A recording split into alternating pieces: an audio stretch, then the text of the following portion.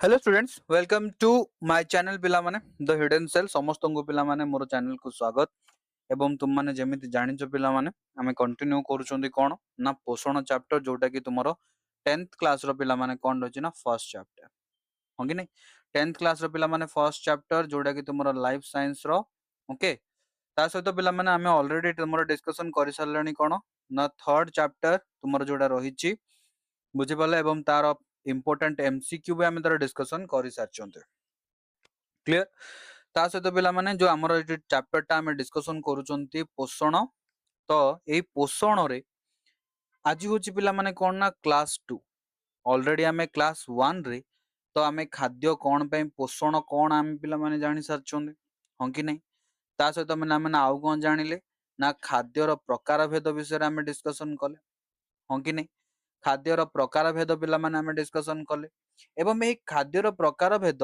विभिन्न प्रकार खाद्य गुड़िक आम शरीर मध्य किभली कार्य करती ताहा पिला माने आमे कोन करचोंती ना डिस्कशन करचोंती ना करिनाहांती करिचोंती हं कि नै तो आज पिला माने आमे आउ किछि आगो बढ़िबा बुझि पालो तो समस्त को पिला माने आउथरे मु वेलकम करिनोछि तुमरो क्लास पिला माने द हिडन सेल जो थे कि आमर पिला माने आज होछि कोन पोषण रो द्वितीय भाग ऑलरेडी पिला माने आमर पार्ट 1 सरी सारछि आई होप समस्त पिला माने भलरे थिबो तो समस्त पिला माने कोन करो ना भलो भाबरे प्रिपरेशन एवं तुमरो एग्जाम ता सहित पिला माने तुमरो फ्यूचर पे मध्य समस्त भलो भाबरे प्रिपरेशन करिनियो बुझि पालो तो आरंभ करिबा पिला माने आउ लेट करिबानी देखो गला क्लास रे पिला माने आमे डिस्कशन करथिले ना कोन ना खाद्यर प्रकार भेद हंगी नै खाद्यर प्रकार भेद आमे डिस्कशन करथिले जोथिरे आमे देखिथिले पिला माने खाद्य को 6 भाग रे विभक्त करा जायतिला प्रथम होची पिला माने कोन ना श्वेत सार हंगी नै द्वितीय रे पिला माने कोन थिला ना पुष्टि सार तृतीय रे पिला माने हमर कोन थिला ना स्नेह सार चतुर्थ रे थिला पिला माने कोन ना धातु सार हंगी नै पंचम रे कोन थिला पिला माने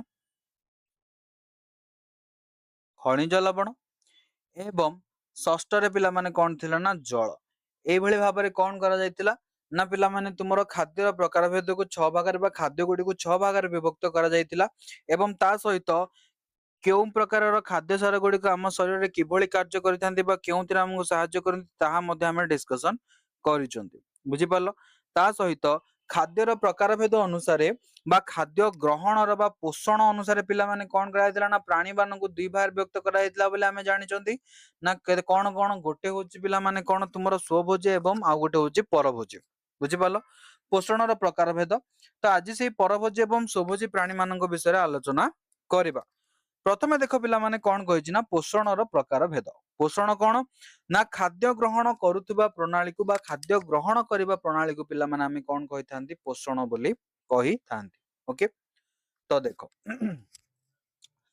पृथ्वी रे बास करुवा समस्त प्राणी एवं उद्भिद मानकर खाद्य ग्रहण एवं प्रस्तुत करिबा प्रक्रिया उपरे निर्भर करी पोषण को दुई भाग रे विभक्त करा जायछि हं कि नै पृथ्वी पृष्ठ रे पिला माने जेते भी प्राणी रहिचंती जेते भी जीव जगत अछंती समस्तंकर कोन रहिछि ना पिला माने खाद्य ग्रहण बा खाद्य प्रस्तुति प्रणाली अलग अलग रहिछि हं कि नै किए पिला माने कोन करूछि ना खाद्य गुडी को निजे कंचा खाउछि तो किए पिला माने ताको कोन करूछि ना रांधी की खाउछंदी किए पिला माने अन्य ऊपर निर्भर करूछि खाद्य पय तो किए निज खाद्य निजे प्रस्तुत करूछि तो एई भली कोन हेइतै ना भिन्न भिन्न प्रकारर खाद्य प्रस्तुति एवं खाद्य ग्रहण प्रणाली गुडी को हमें देखिबा को पाइथान एवं ए जो खाद्य ग्रहण प्रणाली गुडी को रहिछि प्राणी मानक एवं उद्भिद मानकर तो ताकू पिला माने कोन ना ताकू प्रस्तुत करी कि बा ताकू पिला माने बेस्ट करी कोन करायछि ना पोषणर प्रकार भेद को कोन करायछि ना पोषण को पिला माने दुई भाग रे विभक्त करा जायछि कोन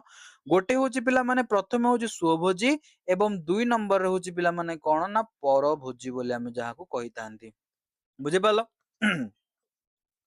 तो वर्तमान आमे कोन करबा ना स्वभोजी प्राणी मानक विषय आमे किछि आलोचना करबा देखो पत्र हरिथिबा समस्त उद्भिद और नीलहरि शैवाल आलोक श्लेषण प्रक्रिया द्वारा निज खाद्य निजे प्रस्तुत करिथांती तेणु एमानंकु कोन कहा जाउची ओके तो स्वभोजी पोषण पिला माने कोन कहिला देखो पत्र हरिथिबा समस्त उद्भिद ଯେତିକି ପିଲାମାନେ ପତ୍ର ହରିତ ରହିଛନ୍ତି ବା ଉଦ୍ଭିଦ ରହିଛନ୍ତି ଯୋଉମାନଙ୍କର ପତ୍ର ହରିତ ରହିଛି, ନୀଳ ହରିତ ଶୈବାଳ ଆଲୋକ ଶ୍ଳେଷଣ ପ୍ରକ୍ରିୟା ଦ୍ୱାରା ନିଜ ଖାଦ୍ୟ ନିଜେ ପ୍ରସ୍ତୁତ କରିଥାନ୍ତି, ତେଣୁ ସେମାନଙ୍କୁ କଣ କୁହାଯାଉଛି ନା ସ୍ୱଭୋଜୀ କୁହାଯାଏ ଏବଂ ପୋଷଣକୁ ସ୍ୱଭୋଜୀ ପୋଷଣ ବୋଲି କୁହାଯାଇଥାଏ। ବୁଝିପାରିଲ? ତ କଣ ପିଲାମାନେ ସ୍ୱଭୋଜୀ ପୋଷଣ କଣ ନା ପତ୍ର ହରିତ ଥିବା ସମସ୍ତ ଉଦ୍ଭିଦ, ଯେଉଁ ଉଦ୍ଭିଦ ଗୁଡିକର ପତ୍ର ହରିତ ଅଛି, ନୀଳ ହରିତ ଶୈବାଳ ପିଲାମାନେ ଯୋଉମାନେ ରହିଥାନ୍ତି, ଏମାନେ କଣ କରନ୍ତି ନା ଆଲୋକ ଶ୍ଳେଷଣ ପ୍ରକ୍ରିୟା ଦ୍ୱାରା ନିଜ ଖାଦ୍ୟ ନିଜେ ପ୍ରସ୍ତୁତ କରିଥାନ୍ତି।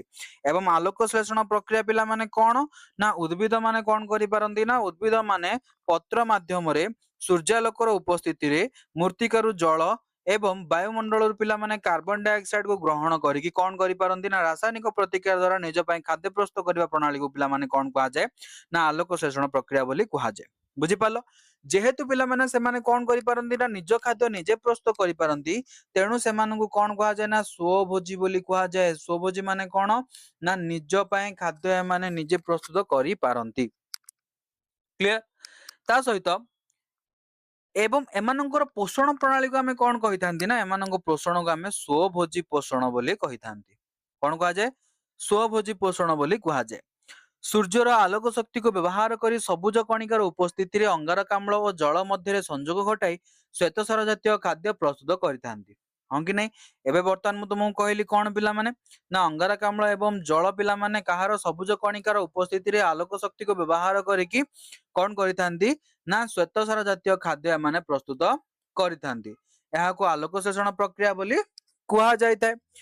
ସେହିପରି କିଛି ବ୍ୟାକ୍ଟେରିଆ ଯଥା ନାଇଟ୍ରେଟ ପ୍ରସ୍ତୁତକାରୀ ବ୍ୟାକ୍ଟେରିଆ, ଗନ୍ଧକ ବ୍ୟାକ୍ଟେରିଆ ଅଜୈବ ରାସାୟନିକ ପ୍ରକ୍ରିୟାରୁ ମିଳୁଥିବା ରାସାୟନିକ ଶକ୍ତି ଆହରଣ କରିଥାନ୍ତି। ଏହାକୁ ରସାୟ ଶ୍ଳେଷଣ କୁହାଯାଏ। ଏପରି ବ୍ୟାକ୍ଟେରିଆ ମାନଙ୍କୁ ରସାୟ ଶ୍ଳେଷଣ ବ୍ୟାକ୍ଟେରିଆ କୁହାଯାଏ। ତ ଯେପରି ପିଲାମାନେ ଉଦ୍ଭିଦ କଣ କରୁଛନ୍ତି ନା ନିଜ ପାଇଁ ଖାଦ୍ୟ ନିଜେ ପ୍ରସ୍ତୁତ କରୁଛନ୍ତି ଆଲୋକ ଶୋଷଣ ପ୍ରକ୍ରିୟା ମାଧ୍ୟମରେ, ଠିକ ସେମିତି କିଛି ବ୍ୟାକ୍ଟେରିଆ ରହିଛନ୍ତି ଯୋଉମାନେ କଣ ନା ଗନ୍ଧକ ବ୍ୟାକ୍ଟେରିଆ, ନାଇଟ୍ରେଟ ପ୍ରସ୍ତୁତକାରୀ ବ୍ୟାକ୍ଟେରିଆ, ଏମାନେ କଣ କରିଥାନ୍ତି ନା ଅଜୈବ ରାସାୟନିକ ପ୍ରକ୍ରିୟାରୁ, ଯୋଉ ଗୁଡିକ ପିଲାମାନେ ଜୈବିକ ପ୍ରକ୍ରିୟା ନୁହନ୍ତି, ଯୋଉ ଗୁଡିକ ଜୀବ ମାନଙ୍କ ଶରୀରରେ ଦେଖାଯାଉନି, ବାୟୁମଣ୍ଡଳରେ ଦେଖାଯାଉଛି ପିଲାମାନେ, ସେଇ ପ୍ରକ୍ରିୟାରୁ ମିଳୁଥିବା ରାସାୟନିକ ଶକ୍ତିକୁ ଆହରଣ କରି, ସେଇ ସବୁ ରାସାୟନିକ ଶକ୍ତି ଯୋଉ ରହିଛି ତାକୁ ପିଲାମାନେ ଆହରଣ କରିଥାନ୍ତି। ସେଇ ଶକ୍ତିକୁ ଆହରଣ କରିକି ବା ସେ ଯୋଉ ରାସାୟନିକ ଶକ୍ତିକୁ ସେମାନେ ଗ୍ରହଣ କରିକି କଣ କରିଥାନ୍ତି ନା ନିଜ ପାଇଁ ଖାଦ୍ୟ ସେମାନେ ସଂଗ୍ରହ କରିଥାନ୍ତି ବା ପ୍ରସ୍ତୁତ କରିଥାନ୍ତି। ଯେହେତୁ ପିଲାମାନେ ଏମାନେ କଣ କରୁଛନ୍ତି ନା ରାସାୟନିକ ଶକ୍ତିର ବ୍ୟବହାରରେ ନିଜ ପାଇଁ ଖାଦ୍ୟ ପ୍ରସ୍ତୁତ କରୁଛନ୍ତି, ତେଣୁ ଏହାକୁ କଣ କୁହାଯାଏ ନା ରସାୟ ଶ୍ଳେଷଣ କୁହାଯାଏ ଏବଂ ଏପରି ବ୍ୟାକ୍ଟେରିଆ ମାନଙ୍କୁ ରସାୟ ଶ୍ଳେଷଣ ବ୍ୟାକ୍ଟେରିଆ ବୋଲି କୁହାଯାଏ। କଣ କୁହାଯାଏ? ରସାୟ ଶ୍ଳେଷଣ ବ୍ୟାକ୍ଟେରିଆ ବୋଲି କୁହାଯାଇଥାଏ। ବୁଝିପାରିଲ? ବୁଝିପାରିଲ କି ନାହିଁ ପିଲାମାନେ? ତା ସହିତ ତମେ ଏଠି ପିଲାମାନେ ଦେଖିପାରୁଥିବ ଚିତ୍ରରେ ଯେ କାର୍ବୋହାଇଡ୍ରେଟ ଜାତୀୟ ପିଲାମାନେ ଯୋଉ ରହିଛି ତୁମର କଣ ନା ଶ୍ୱେତସାର ଜାତୀୟ ଖାଦ୍ୟ। ବୁଝିହେଲା? ଶ୍ୱେତସାର ଜାତୀୟ ଖାଦ୍ୟ ଅକ୍ସିଜେନ ବାହାର କରିଥାନ୍ତି, କାର୍ବନ ଡାଇଅକ୍ସାଇଡ କୁ ନେଇଥାଏ, ୱାଟର ପିଲାମାନେ ଯାଉଛି କାହା ଚେର ମାଧ୍ୟମରେ, ସନଲାଇଟ ପଡୁଛି, ଏହା ମାଧ୍ୟମରେ ସେ କଣ କରୁଛି ନା ପିଲାମାନେ ଖାଦ୍ୟ ପ୍ରସ୍ତୁତ କରିଥାଏ। କୋଉଠି ନା ପତ୍ରରେ ଥିବା କ୍ଲୋରୋଫିଲ ଦ୍ୱାରା। ବୁଝିପାରିଲ? ବା ସବୁଜ କଣା ବା ପତ୍ର ହରିତ ଦ୍ୱାରା। ବୁଝିପାରିଲ? ବହୁତ ହି ବଢିଆ। ତ ନେକ୍ସଟ ଯିବା। ଦେଖ, ଦ୍ୱିତୀୟରେ ପିଲାମାନେ କଣ ଅଛି ନା ପରଭୋଜୀ ପୋଷଣ। ତ ପରଭୋଜୀ ପୋଷଣ କଣ? ସ୍ୱଭୋଜୀରେ ଆମେ ଦେଖିଲେ ପିଲାମାନେ କଣ ନା ଉଦ୍ଭିଦ ମାନେ ନିଜ ପାଇଁ ଖାଦ୍ୟ ନିଜେ ପ୍ରସ୍ତୁତ କରିପାରନ୍ତି, ତେଣୁ ଏମାନଙ୍କୁ କଣ କୁହାଗଲା ନା ସ୍ୱଭୋଜୀ ପ୍ରାଣୀ ବୋଲି କୁହାଗଲା ଏବଂ ଏମାନଙ୍କ ପୋଷଣ ପ୍ରଣାଳୀକୁ ସ୍ୱଭୋଜୀ ପୋଷଣ ବୋଲି କୁହାଗଲା।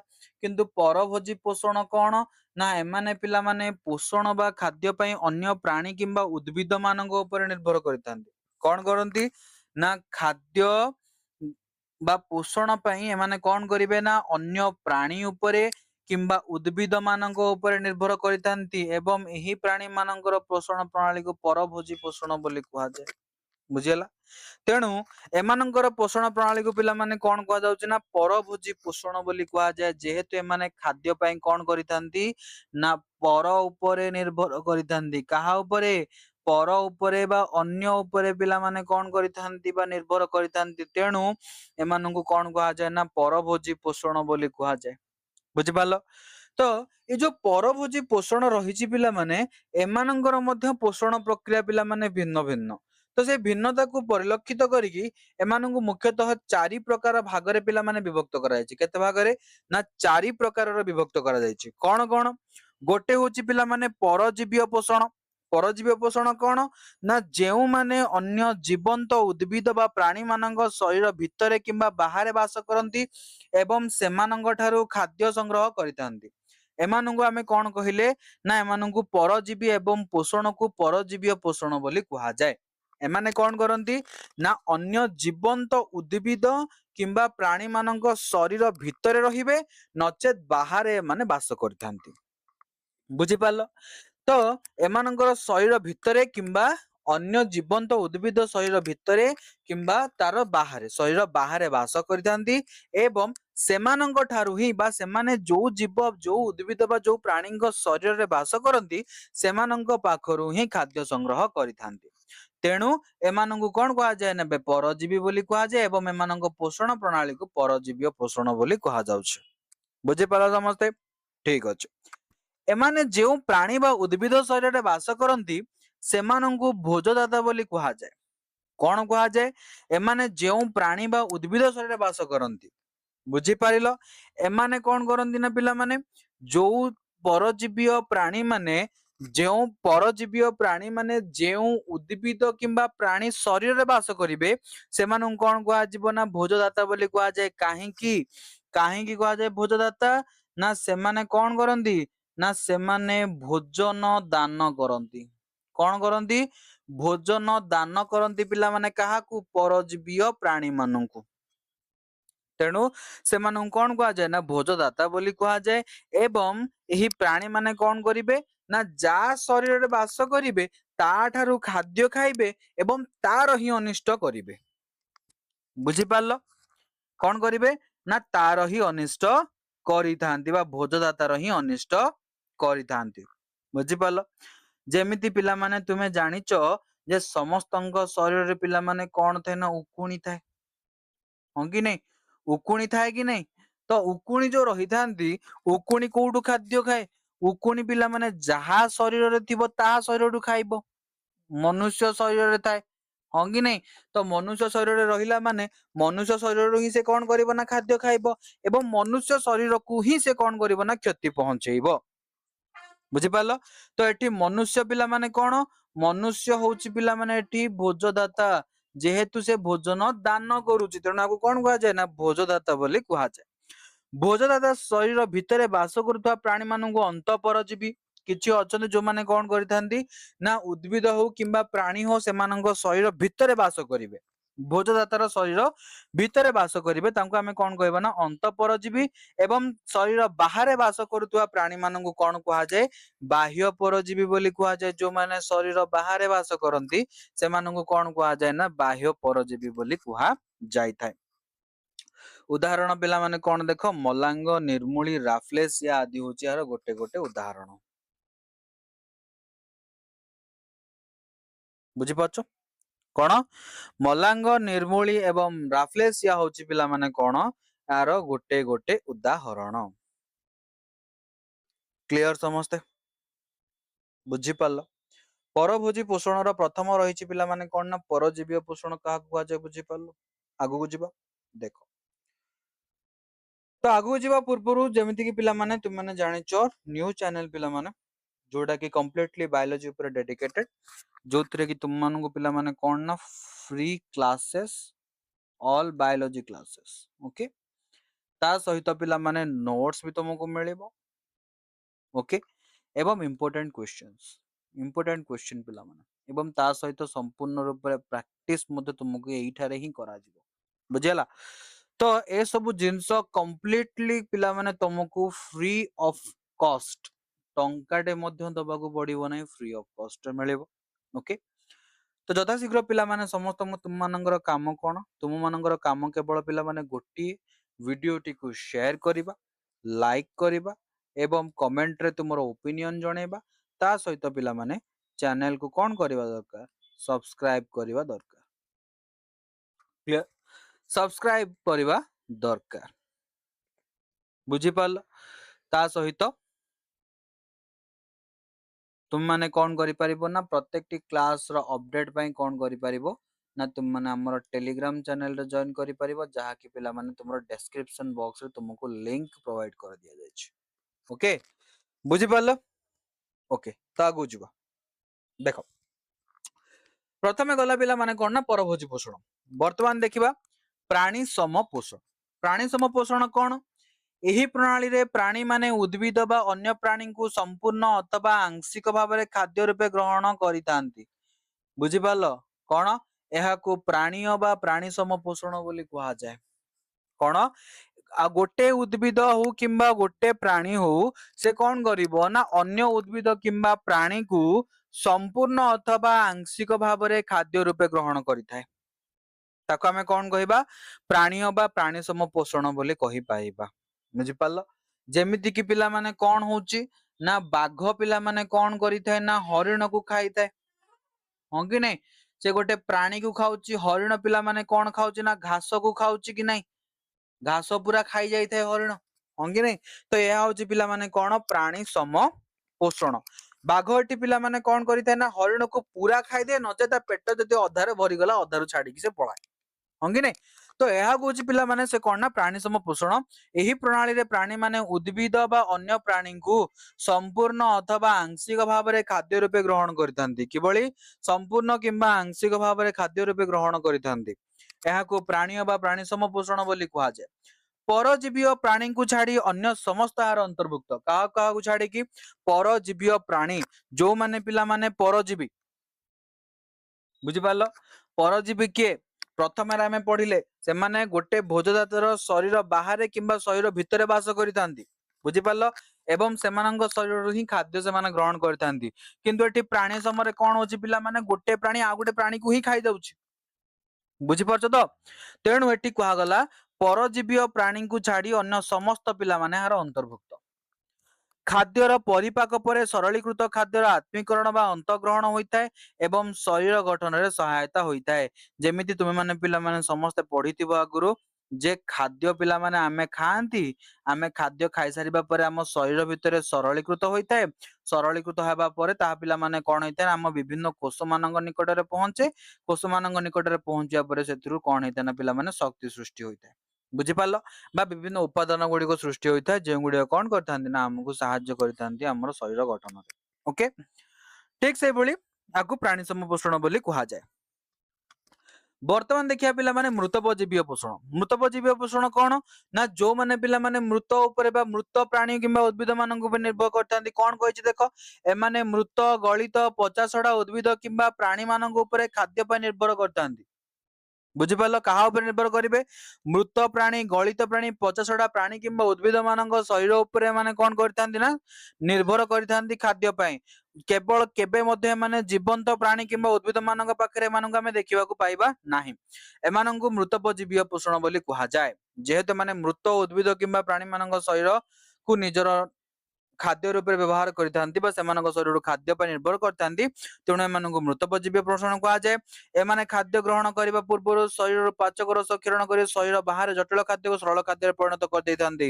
जेहेतु एमानंकर पिला माने कोन ना खाद्य ग्रहण खाद्य को सरलीकृत करबा पई सक्षम होई न थे एमानंकर पाकतंत्र तेणु एमाने कोन करथांती खाद्य ग्रहण करबा पूर्व बा खाद्य को खाइबा पूर्वरु एमाने शरीर बाहर को कोन करथांती ना प्रथमे पाचक रस क्षरण करथांती पाचक रस क्षरण हबा फଳରେ कोन ना शरीर बाहर ही जटिल खाद्यटी सरल खाद्य परिणत होइते एवं सरल खाद्य परिणत हेबा पर से माने कोन करथांती ताहाकु निजर खाद्य रूपे ग्रहण करथांती एवं ग्रहण कर सारी ताकु निज शरीर विभिन्न कार्य रे उपयोग करथांती। बुझि पालो उदाहरण कोन छतु जातीय कवक ईस्ट बैक्टीरिया इत्यादि होचनार कोन गोटे गोटे उदाहरण क्लियर बुझि पालो पिला माने ओके तो नेक्स्ट देखो ଏହା ସହିତ ପିଲାମାନେ ଆମର ଚତୁର୍ଥ ପର୍ଯ୍ୟାୟରେ ଆମେ ପହଞ୍ଚି ଗଲେ କଣ ଯୋଉଟା ହଉଛି ଆମର ସହଜୀବୀୟ ପୋଷଣ।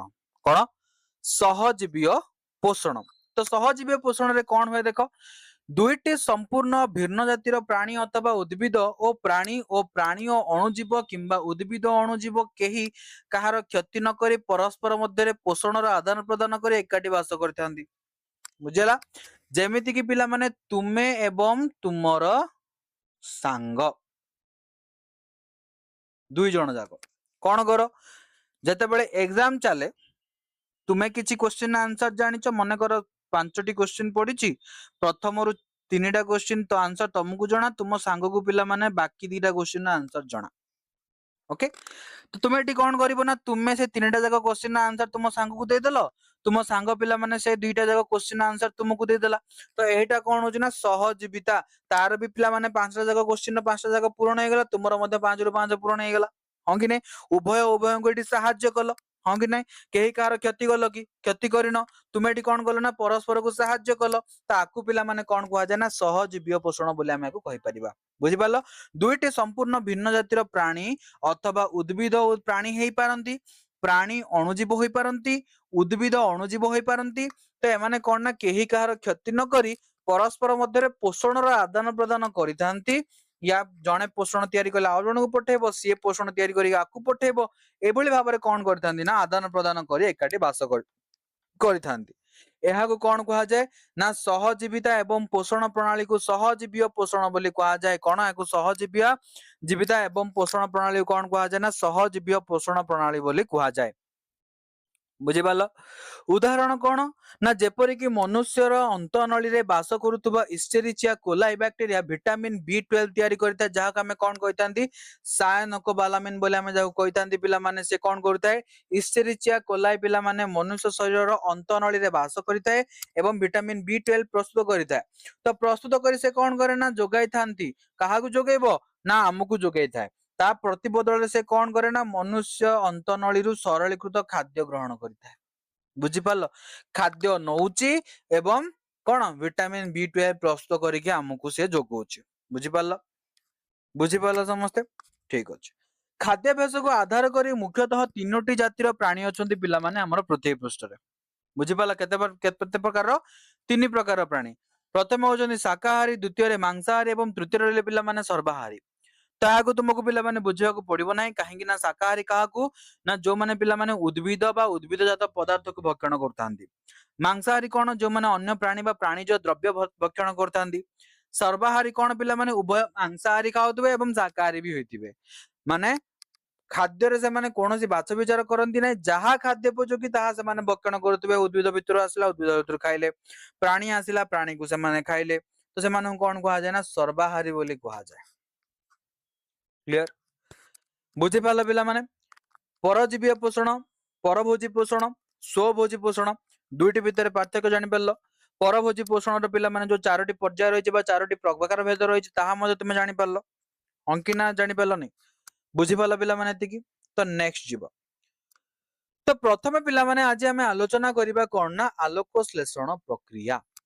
कोन पिला माने आलोक श्लेषण प्रक्रिया आमे जानिचंदी कोन आलोक श्लेषण प्रक्रिया उद्भिद मानक भितर हेता एवं उद्भिद टीए पिला माने कोन करिथा निज पय खाद्य प्रस्तुत करिवारे आगु व्यवहार करिथा हम कि नै तो देखो सबुज उद्भिद गुड़िक आलोक श्लेषण प्रक्रिया द्वारा सबुज कणा बा क्लोरोफिल माध्यम रे आलोक शक्ति को विनियोग करी अंगारकाम्ल एवं जल को उपयोग करी सरल शर्करा प्रस्तुत करिथांती हम कि नै आमे पिला माने प्रथम रो आगु आलोचना करी आछुंदी कोन ना आलोक श्लेषण प्रक्रिया द्वारा उद्भिद रे जो सबुज कणा बा क्लोरोफिल गुड़िक रही एहा माध्यम रे कौन करथांती उद्भिद गुड़िक आलोक शक्ति काटू आसुची सूर्यंक पाखरु आसुथिबा आलोक शक्ति को व्यवहार करिकी कौन करिवे ना वायुमंडल रु संग्रह करितिबा अंगारकाम्ल एवं मूर्तिकारु संग्रह करितिबा जल को उपयोग करिकी कौन तैयारी करंती ना सरल शर्करा प्रस्तुत करिथांती बुझेला ओके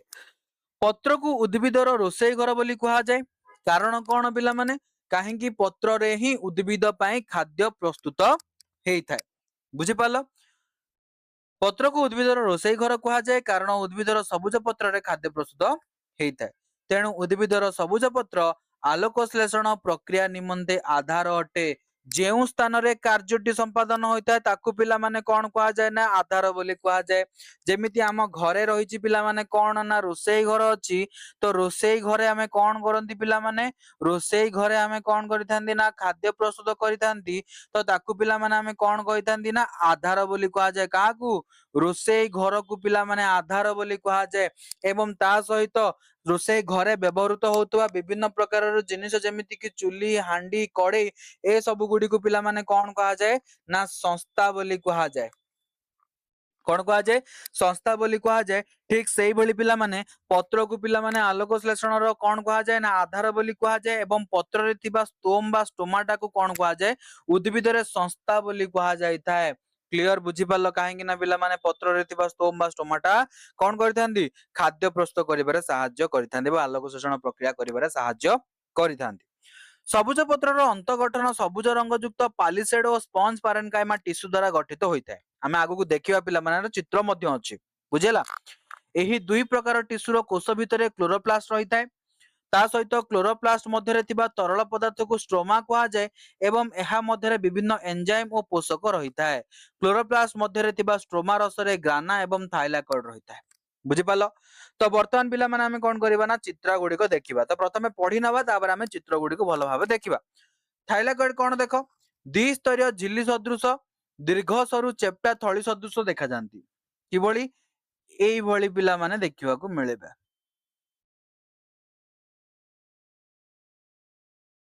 ବୁଝିଲା? ଏଇଭଳି ଦିଟା ଝିଲ୍ଲି ସଦୃଶ ମାନେ ଦୁଇଟି ଝିଲ୍ଲି ତାଙ୍କର ରହିଥିବ ତାକୁ କୁହାଯାଏ। ବୁଝିଲା? ତା ସହିତ ଥଳି ଭିତରେ ଥିବା ସ୍ଥାନକୁ ଲ୍ୟୁମେନ ବୋଲି କୁହାଯିବ। ଲ୍ୟୁମେନ କଣ? ମନେକର ଏଟା ଯଦି ପିଲାମାନେ ଦେଖ ଏଟା ତୁମର ଥାଇଲାକଏଡ। ଥାଇଲାକଏଡ ଭିତରେ ପିଲାମାନେ ଯୋଉ ଖାଲି ସ୍ଥାନ ରହିଛି ତ ଥଳି ଭିତରେ ଥିବା ସ୍ଥାନକୁ ଏଇ ଯୋଉ ଭିତରେ ପିଲାମାନେ ଖାଲି ସ୍ଥାନ ଗୁଡିକ ଅଛି ତାକୁ ଆମେ କଣ କହିଲେ ନା ଲ୍ୟୁମେନ ବୋଲି କହିଲେ। ପ୍ରତ୍ୟେକ ଝିଲ୍ଲି କ୍ଲୋରୋଫିଲ ପ୍ରୋଟିନ ଓ ଲିପିଡର ଅଣୁକୁ ନେଇ ଗଠିତ ହୋଇଥାଏ। କୋଉଥିରେ ଗଠିତ ହୋଇଛି? ପ୍ରତ୍ୟେକ ଝିଲ୍ଲି ପିଲାମାନେ କ୍ଲୋରୋଫିଲ ଅଣୁ, ପ୍ରୋଟିନ ଓ ଲିପିଡ ଅଣୁକୁ ନେଇ ଗଠିତ ହୋଇଛନ୍ତି। ବୁଝିପାରିଲ? ଆଉ କଣ? ଉଭୟ ଥାଇଲାକଏଡ ଏବଂ ଷ୍ଟ୍ରୋମା ଉଭୟ ମିଶି ଆଲୋକ ଶୋଷଣ ସଂସ୍ଥା ଗଠନ କରିଥାନ୍ତି। କିଏ କିଏ? ଥାଇଲାକଏଡ ଏବଂ ଷ୍ଟ୍ରୋମା ଉଭୟ ମିଶିକି କଣ କରିଥାନ୍ତି? ଏମାନେ ପିଲାମାନେ କଣ କରିଥାନ୍ତି ନା ଆଲୋକ ଶୋଷଣ ସଂସ୍ଥା ଗଠନ କରିଥାନ୍ତି। ତାପରେ ଦେଖ କ୍ରୋମା ପିଲାମାନେ ଦେଖିବା। କ୍ରୋମା ତାପରେ ଗ୍ରାନା। ଗ୍ରାନା କଣ? ଥାଇଲାକଏଡ ଗୁଡିକ ଥାକ ଥାକ ହୋଇ ରହିଥିବା ଗ୍ରାନା ସୃଷ୍ଟି କରନ୍ତି। ମାନେ କଣ? ଗୋଟେ ଥାଇଲାକଏଡ ରହିଲା, ତାପରେ ଆଉ ଗୋଟେ ଥାଇଲାକଏଡ, ତାପରେ ଆଉ ଗୋଟେ ଥାଇଲାକଏଡ, ତାପରେ ଆଉ ଗୋଟେ ଥାଇଲାକଏଡ, ଏମିତି ଯଦି ଥାକ ଥାକ ହେଇକି ସେମାନେ ସଜେଇ ହେଇକି ରହିଲେ ଆକୁ ପିଲାମାନେ କଣ କୁହାଯିବ ନା ଗ୍ରାନା ବୋଲି କୁହାଯିବ। ବୁଝିହେଲା? ଓକେ। ଗ୍ରାନା ଗୁଡିକ ପରସ୍ପର ସହିତ ଲମ୍ବା ଲମ୍ବା ଥାଇଲାକଏଡ ଦ୍ୱାରା ସଂଯୋଜିତ ହୋଇଥାନ୍ତି। ତୁମେ ଏଠି ଚିତ୍ରରୁ ଦେଖିପାରୁଥିବ ତ ଯୋଉ ତରଳ ପଦାର୍ଥ ଗୁଡିକ ଅଛି ତରଳ ପଦାର୍ଥ ଗୁଡିକୁ ଷ୍ଟ୍ରୋମା କୁହାଯାଏ।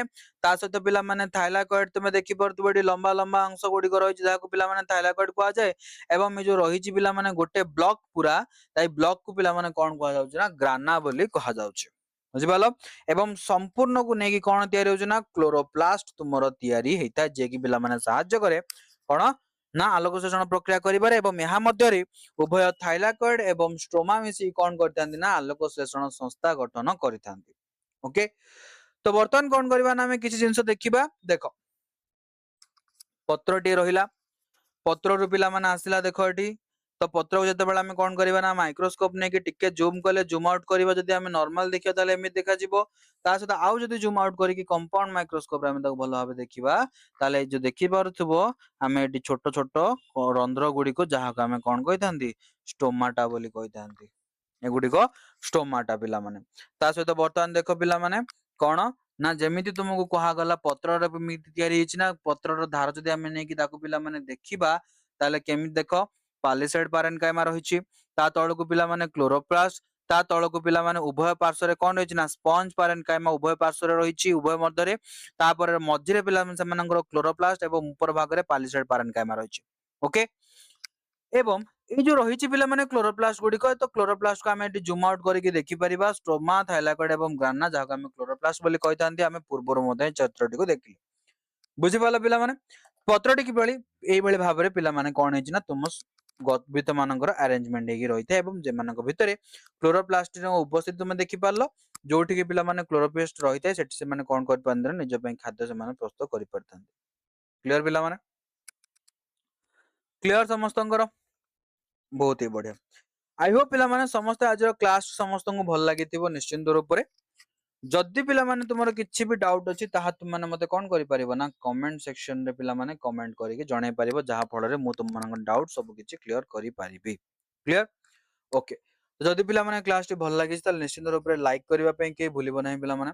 लाइक କରିନେବ शेयर କରିନେବ ତା ସହିତ ପିଲାମାନେ କମେଣ୍ଟ ସେକ୍ସନ ତୁମର ଓପିନିଅନ ବି ଜଣେଇଦେବ ବୁଝିପାରିଲ ଏବଂ ତା ସହିତ ପିଲାମାନେ ସବୁଠୁ ଇମ୍पोର୍ଟାଣ୍ଟ ଚ୍ୟାନେଲ କୁ ପିଲାମାନେ ସମସ୍ତେ ସବସ୍କ୍ରାଇବ ମଧ୍ୟ କରିନେବ ଯାହା ଫଳରେ ତୁମମାନେ ପିଲାମାନେ କଣ ପାଇପାରିବ ନା ସବୁ କିଛି फ्री कंटेंट तुमको मिलिबो क्लासेस पिलाମାନେ संपूर्ण रूप रे फ्री ऑफ कॉस्ट नोट्स पिलाମାନେ तुमको फ्री ऑफ कॉस्ट एमसीक्यू पिलाମାନେ इंपोर्टेंट एमसीक्यू प्रत्येक चैप्टर रो एग्जाम रे जो भली क्वेश्चन तुमरा आसी परिबो ता सहित पिलाମାନେ प्रैक्टिस भी हमें करिबा ए सब जिंस पिलाମାନେ तुमको कोन ना फ्री ऑफ कॉस्ट टंकाटे मध्ये तुमको खर्च करिया को पड़िबो नाही बायोलॉजी पय आई गारंटेड पिलाମାନେ एवं कंप्लीटली पिलाମାନେ तुमे क्लास रे बुझी परतबो हमें पूरा कांसेप्ट बेस्ड लर्निंग करूचंती जोटा कि पिलाମାନେ हमको कोन करिवो ना कंप्लीट थरे पढिले पिलाମାନେ हमको संपूर्ण रूप रे हमें बुझी जिवो थरे पढिबो एवं लाइफ टाइम पे मन रहइबो थरे पढिली थरे प्रैक्टिस कर देली लाइफ टाइम पे क्लियर पिलाମାନେ ओके आई होप पिलाମାନେ ସମସ୍ତଙ୍କୁ क्लास टी ଭଲ ଲାଗିଥିବ ନିଶ୍ଚିନ୍ତ ରୂପରେ ତ ସମସ୍ତେ ପିଲାମାନେ क्लास टी को लाइक କରିବା ସହିତ ସମସ୍ତେ ପିଲାମାନେ କମେଣ୍ଟ ସେକ୍ସନ ରେ ତୁମର ओपिनियन ମଧ୍ୟ ଏବଂ ତୁମର डाउट सेक्शन रे पिलाମାନେ ଜଣେଇବାକୁ କେହି ଭୁଲିବ ନାହିଁ ओके ଏବଂ चैनल को सब्सक्राइब ମଧ୍ୟ କରିନେବ ओके तो ରହିଲି ପିଲାମାନେ ଦେଖା ହବ ପୁଣି नेक्स्ट क्लास ଯେତେବେଳେ ପର୍ଯ୍ୟନ୍ତ ऑल द बेस्ट ପିଲାମାନେ ସମସ୍ତଙ୍କୁ थैंक यू पिलाମାନେ attending the class and all the best